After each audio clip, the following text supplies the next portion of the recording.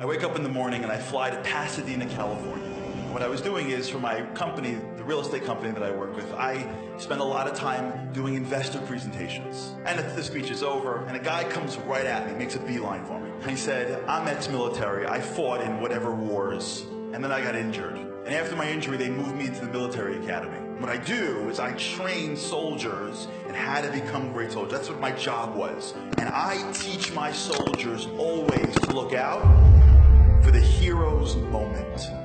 What is the hero's moment?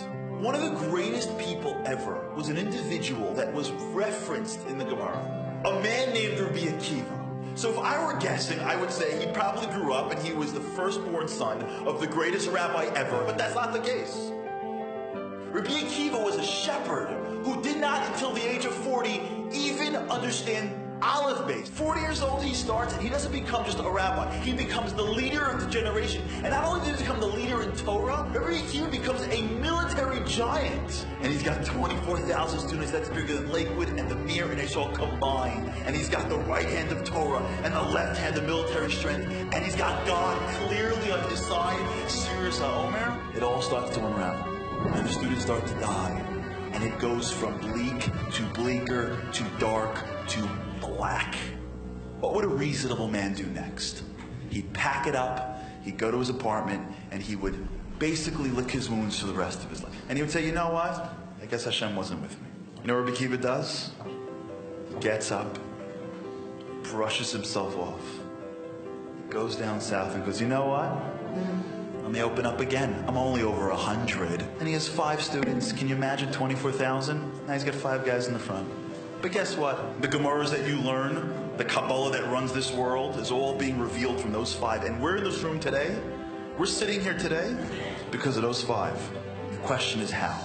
So I'm sitting in Pasadena, California, and my new friend Jim, the military guy, says to me, there's 3 levels of soldiers.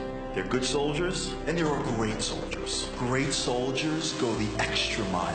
And then, in their training, something happens. Something happens when everything goes wrong and everybody quits. And there's always one soldier that never gives up. There's always one that, when all reasonableness says stop, says I am never stopping. That's the hero's moment.